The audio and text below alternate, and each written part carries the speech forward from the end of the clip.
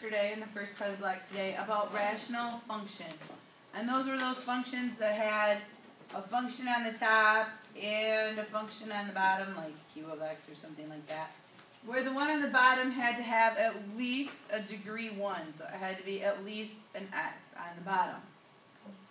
And we did some graphing with those, and we just did some solving with those, and we moved them around a little bit.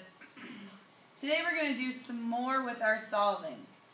And so the first things they're going to ask us to do, and this is some of my favorite math because it cancels out, and I love to do math and stuff will just go away. Oh, I remember that from our exponents. You were so excited when you could cross those out. I am so excited when I can cross stuff out. So the first thing we're going to do with our rational functions is try to factor them. And the reason that we're factoring them is because we're trying to find things that we can go ahead and cancel out. So to factor our rational functions, we're going to treat it as 2 steps. We're going to factor the top line, and then when we're done with that top line, then we're going to factor, bless you, the bottom line. So the factoring part may or may not be your friend. If you hate factoring, or you're not very good at it, I did for you on the website today, put on like 3 YouTube videos with more practice on factoring so you can get some more practice. Or remember that we don't really have to factor it. We just have to find the terms. So back in the day we found the zeros, we factored it, and some people hated factoring. And so then we also could use the quadratic formula, and some people love that, and some people even put it in their calculators, and that will work as well. You can use a graph and find where it crosses the x-axis.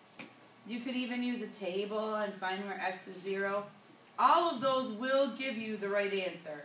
For the factored form. For the factored form. You'd be able to take those and put them in. So if you really hate factoring after today and you go through it with us and you check the stuff online and you're still going, boy, do I hate factoring, then make sure that you try one of these other ways, and if you're not sure, then make sure you see either Boy or I during a reading time. We can give you a little heads up there. When today is Thursday. I know, right? Which means you could come during reading time for some extra math help. It's true. So to factor the top, you can see here I got my factored form. I started with the 12, and I said, what 2 numbers can I multiply to give me 12 and add, because I have a little add sign here, to give me 7? And the first numbers that came to my mind were 3 and 4. So I checked. 3 times 4 equals 12. 3 plus 4 equals 7. I love it. It works. Perfect. So I wrote my 2 sets of parentheses. I took my x and I split it and put 1x in the first parenthesis and 1x in the second parenthesis. Then I took my 3 and my 4 and I split them and put 1 in the first parenthesis and 1 in the second.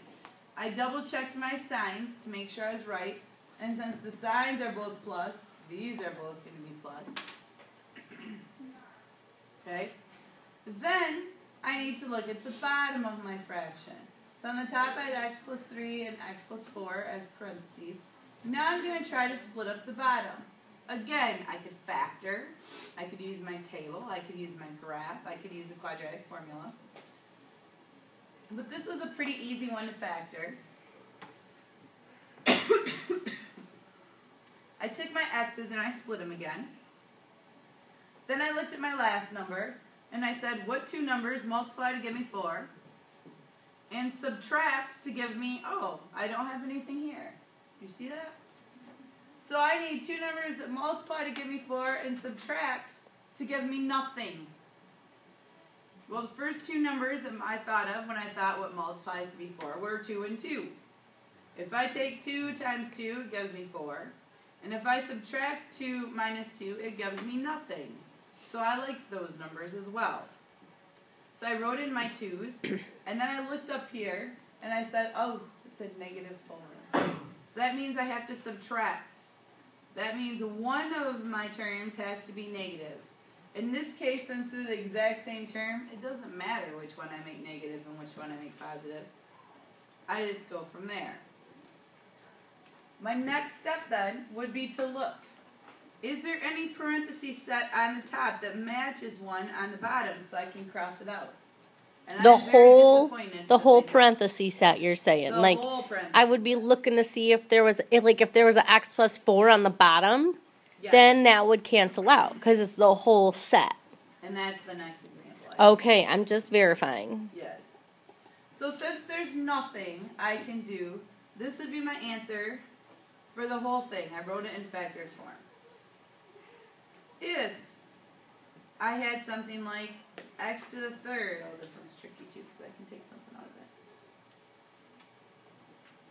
it. Minus 5x squared minus 14x over x squared plus 2x plus 1. And maybe this one won't the other way. We'll see. I try to factor my top, and the first thing that I noticed was this was a 3. And my other one was only a 2. And I don't know how to factor with a 3. So when I see that x to the third there, I want you to look down the row. If there's an x in all 3 of your parts, then we can just factor that and put it out front. So I look, I have an x, I have an x, I have an x. Awesome. I can take an x out of each one of those and rewrite that as x times, if I took one x out of here, I'd have x squared left. Minus, if I took one x out of here, I just have 5x. Minus, if I took one x out of here, I just have 14. Is everybody okay with that part? Just factoring out the x? Yeah? So now I can go ahead and try to factor this into pairs. So I have an x sitting out front. I'm going to split my x for each of those. And I need some number that's going to multiply to give me 14 and subtract to give me negative 5. Well, first thing I think of to get to 14 are 7 and 2. 7 times 2 equals 14. For sure. And some form of 7 minus 2 is going to give me 5, right? So I'm pretty sure that I'm going to go with 7 and 2. And when I look at this middle one, if the 5 has to be negative, I need my bigger number to be negative. So I'm going to need my 7 to be negative, my 2 can be positive. And I can double check that. Has to be positive. Times 2 is going to give me negative 14. That's what I have there. That's perfect. And negative 7 plus 2 is going to give me negative 5 in the middle. Whew, perfect. So I know then that the top of my equation is x times the one I factored out, that's that x. And then when I factored the pairs here, x minus 7 and x plus 2. That's going to represent the whole top of here. And you can see it right there. Then I'm going to have to look at my bottom. If I take that, I'm going to put my 2 sets of parentheses. I'm going to split my x. The only thing I can multiply to get 1 is 1 and 1. And luckily, if I add them together, that gives me 2 in the middle. And once again, then I check. Is there anything on the top, any whole pair, or any whole parenthesis that matches? And I'm really sad because nothing does so far. And that is not my favorite problem. I like it when they match up on the top and the bottom and I can cross them off. Because that's really the reason we're factoring it out, to see if we can Simplify it. simplify our rational function. We might not be able to simplify it till tomorrow. Questions about the second example? And again, as you said, if you are struggling with factored form, not only are there resources on the website for today, but if you go back to our section on, was that chapter 7 maybe? When we had to do quadratic? Well, there was a really great screenshot of the whiteboard out in the pod that I did and wrote in step 1, step 2, step 3, step 4, how to factor something out without getting a train wreck. Great. So. You want to stop and start the thing? Mm-hmm.